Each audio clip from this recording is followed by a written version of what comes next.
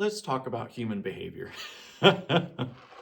and the motivation for what causes us to choose, quote, unhealthy or unmotivated, lethargic, procrastinated, any kind of negative emotion that may not be for our highest benefit. What causes us to go in these directions?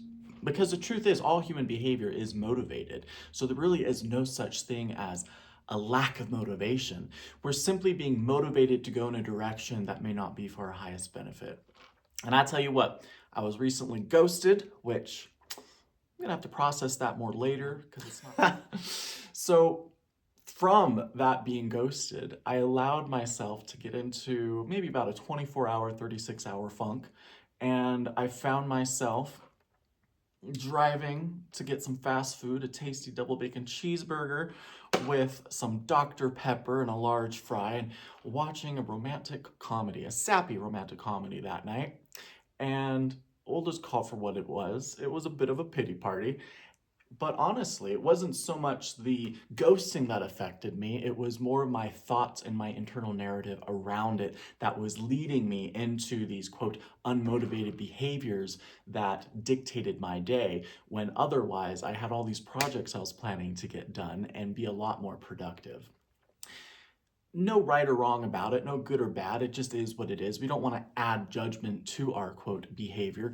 We just want to add more of a curiosity, and that when we realize all human behavior is motivated, we can actually get a bit more curious, a bit more discerning, and look at the undergrowth, the thoughts, the beliefs, the narrative that is behind the scenes that is actually propelling us forward in either direction that might be helpful or harmful. So if you want to learn more, I'm going to be reading the Virtue of Diligence chapter in my book, Heart of Humanity, coming at you next.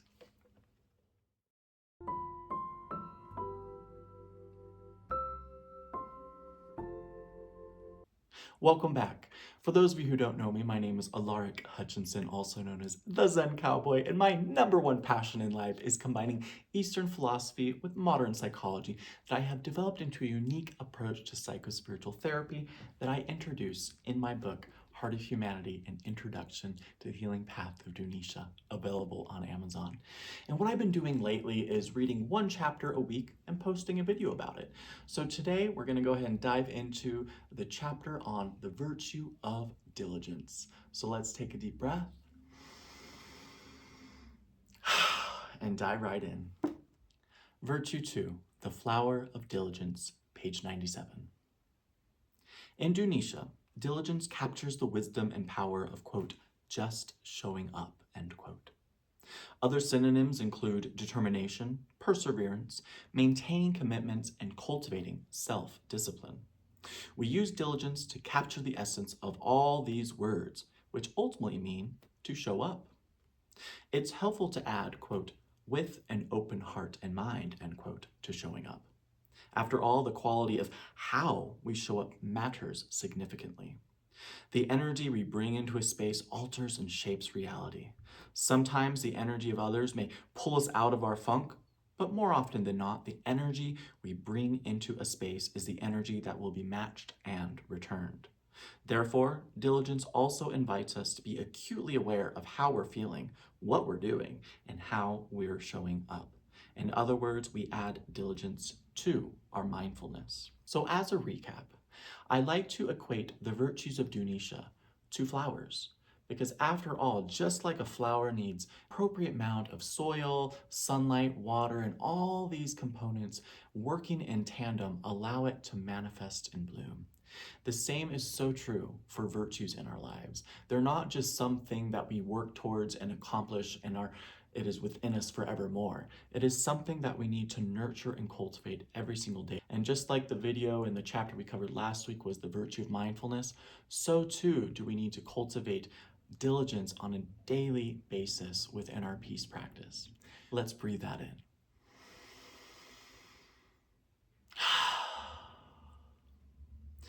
Building off the mindfulness teaching, diligence teaches us to look beyond motivation and inspiration.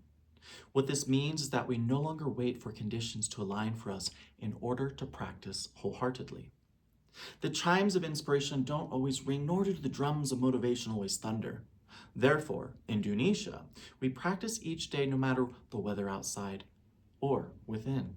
The virtue of diligence blooms when we develop steadfastness in our practice, which we eventually embody after days, months, and years of showing up unconditionally, openly, eagerly, and pleasantly.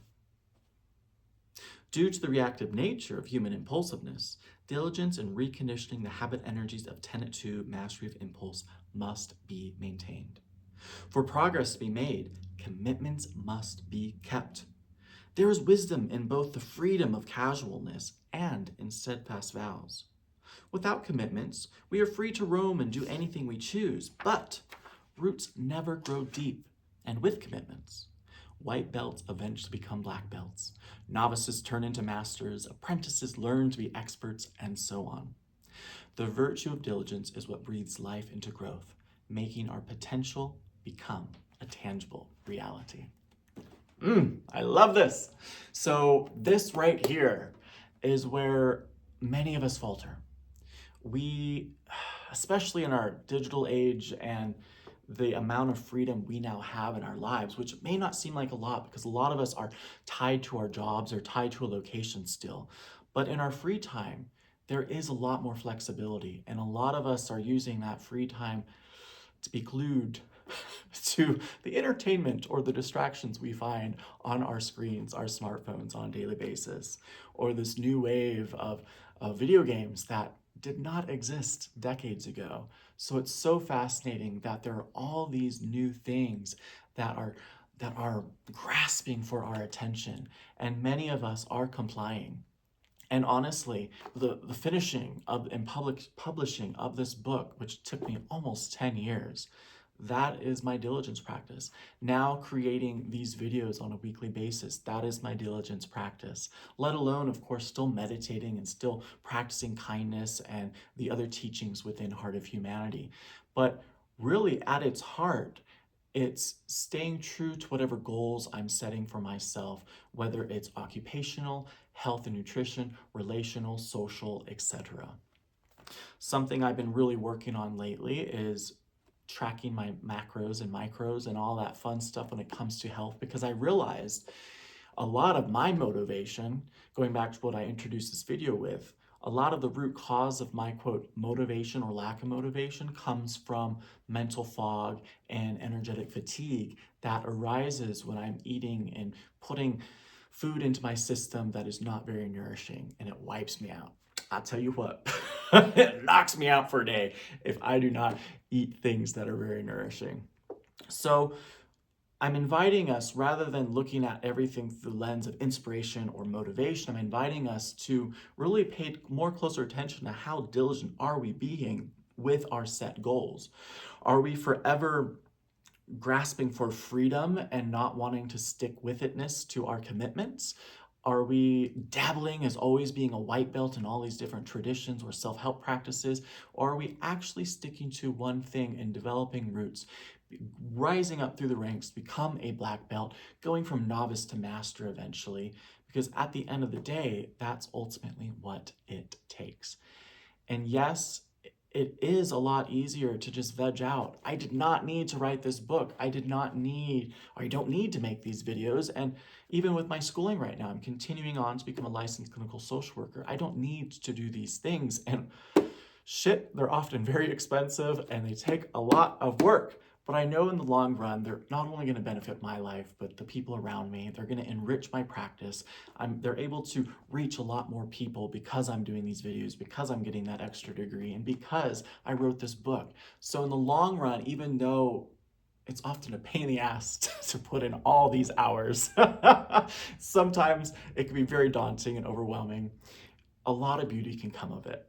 And I want to remind us all that we all have situations, we all have projects, we have relationships like this in our lives, that if we tend to the soil, give it the right amount of sunlight and the right amount of water and nutrients, then things are going to bloom for us.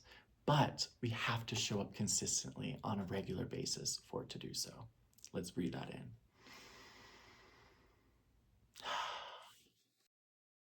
Diligence is much easier to accomplish when you have a community to practice with or a teacher to sit with. It is recommended you sit with a group whenever given the chance. There is no pride to be found in going at it alone, just as there is no pride to be found in never asking for help. Diligence is strengthened by togetherness. This is so true. Back in Arizona, I had a healing center / community center for 8 years. And every single Sunday, I would give a talk on peace. And every Wednesday, I would teach a class. And sometimes we would do full moon rituals. And throughout the week, I was working with clients. And holy cow, all that togetherness just really enriched our community's practice. And ever since I moved, a lot of us, including myself, struggled to keep up with things on a regular basis because we did not have that group accountability. And that's also one of the reasons why I wanted to start making videos, and I'm restarting our Dunisha Sanctuary online group on Facebook so that we can engage in an online community on a regular basis, because it is so easy to get lost in the weeds. It is so easy when we don't have a teacher or a therapist or a coach or a group to check in with on a regular basis, where when we don't, things just slip through the cracks. We might not stick with our practice. We might not stick with our therapy. We may not stick with whatever our goals are. And we get distracted by life. We get distracted by the heavy emotions that might well up within us. And then we opt for the screens. We opt for the food. We opt for maybe other forms of addiction that might numb us, distract us away from the discomfort, rather than having someone or a group, someone or someone's to check in with. And so I'm going to put a link down below to the Dunisha Online Sanctuary.